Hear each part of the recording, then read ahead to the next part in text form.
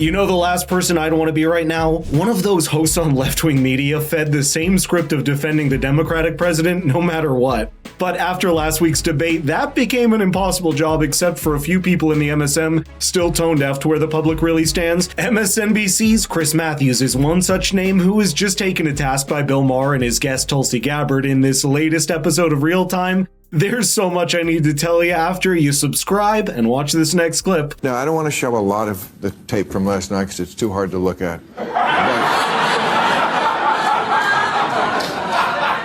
But just show this one thing. We picked out one thing. Just for people who don't watch, and they watch this show to catch up on the news, this is what the Republicans are going to show from now until Election Day. Making sure that we're able to make every single solitary person eligible for what I've been able to do with the with the COVID. Excuse me, with dealing with everything we have to do with. See that head? Look, if we finally beat Medicare. Thank you, President Biden. President Trump? Well, he's right. He did beat Medicare. He beat it to death.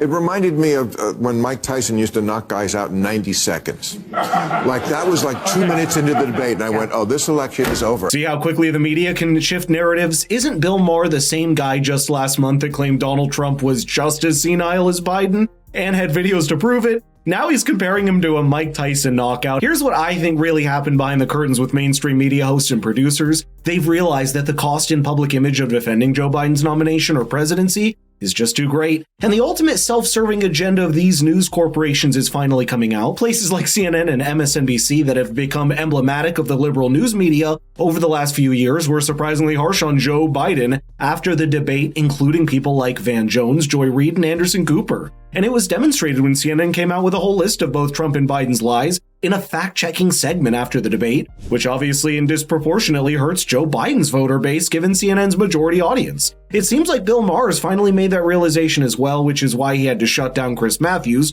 of MSNBC when he still refused to take blinders off just after Joe Biden's debate disaster. He is so fast on the trigger. I watched him. He comes up with, well, he pulled out of Afghanistan in a disastrous way. That's true. He didn't fire anybody. He didn't fire Jake Tapper or any of the generals. That's all true. Then he'll throw in, oh, by the way, illegal people can get Medicare and Social Security. No, they can't. He just throws in the lies. He mixes up the lies with some truth. Yeah, Then Obama, I'm sorry, Biden is not smart enough to keep up with him. He just can't keep up with him. Well, isn't that the whole point? Yeah. You need a guy to keep up with him. That last part when he said Obama rather than Biden was somewhat ironic given the many theories floating around. But what's most important is that Chris is probably one of only a few people still talking about Trump's alleged lies after the debate over the bombshell revelation to millions of Americans at the current state of the person running the country. People have been hearing the media allege Trump's lies for over 8 years, but in no way is that a partisan problem. While the Biden campaign simply chalks up his factual errors and incoherent mumbles on stage to simply a cold, people across the media and the Democratic apparatus are realizing the party will have to make a decision fast. Like it or not, whether they believe Trump lied his way through the debate or simply the fact that the courts labeled him as a convict felon, it's not really moving the needle with the numbers and polls before the election. And that's a problem of pragmatics for the Democratic Party or their supporters in the media because they can't keep doing the same things over and over again and expect a different result. That's a definition of insanity after all. Tulsi Gabbard put it best when she gave that reality check to Chris Matthews Live. To look at what's actually happening. That this isn't my opinion versus your opinion and everyone else's opinion or some theory about what may possibly happen.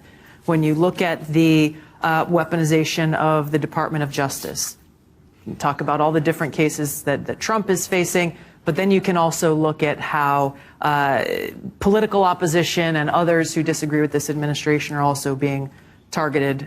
You look at how we're facing more censorship of free speech now than ever before in my lifetime, whether it's directly or indirectly from this administration. Obviously, COVID was a huge example of this. There are many others that have come forward. Yeah, there is a lot of that. And you look at how they tried to remove Trump from over 32 ballots in different states. These are things that should not and cannot be happening in a true democracy, in a democratic republic. Exactly. And you know something that the modern Democratic Party does not understand? Most of the time, perception is reality. If the people on the ground aren't moved by Chris Matthews bringing out a list of lies, but are more frightened of the abysmal debate performance put up by their current president and what that means, that's going to translate into reality no matter how hard they try. Tulsi Gabbard herself probably understands that given that she's been part of the inner Democratic circles for years before she finally left, while obviously the idea that the Biden administration explicitly weaponized the justice system is still technically an accusation, the perception of that is enough to help Donald Trump in the election. It's reflected in the fact that he was able to raise more than $100 million of his campaign in the first week after his conviction, which many people are seeing as a resounding vote of confidence from his base as the country speeds towards the election. But for some reason, that still has not stopped people like Chris Matthews from repeating the usual script on TV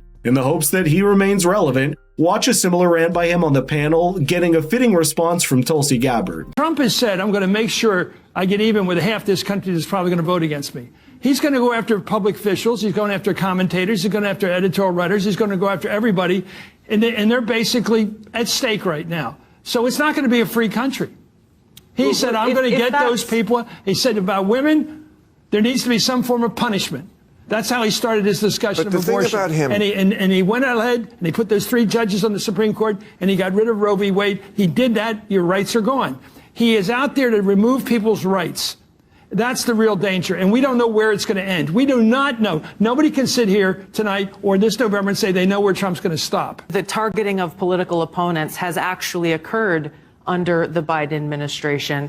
Whereas when you go back and look under the Trump administration, we didn't see this kind of attack. That's the only thing you can really say in response to a rant like that. Chris Matthews is painfully out of touch with the pulse of people's sentiments. They're just not buying the same scaremongering they used to before 2016, because the contrast between the last 2 presidencies is all too clear. Sure, from a bird's eye view, Americans have to choose from the best of 2 bad choices, but it's becoming a lot harder to even compare them when one of the candidates is hardly even there. By the way, what Chris Matthews said there about Donald Trump calling for punishment for women for abortion is an example of why people just don't trust the media anymore. That line actually comes from an interview that Chris did with Trump during a town hall in 2016, where Trump was repeatedly asked about how he would enforce a pro-life position upon being pushed on whether there would be consequences for the women.